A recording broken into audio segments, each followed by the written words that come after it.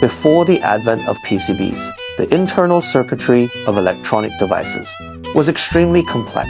It wasn't until 1936 that Austrian Paul Eisler, hailed as the father of the PCB, invented printed circuit board technology and applied it to radios. Initially, this invention received little attention. It wasn't until 1948 that it was officially recognized and adopted for commercial use.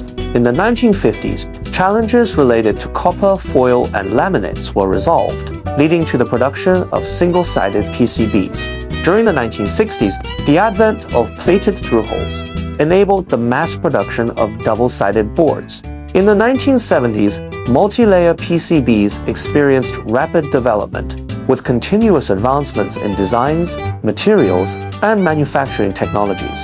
Increasingly sophisticated and high-precision PCBs emerged. These PCBs have not only made our lives more convenient, but have also played a crucial role in societal development.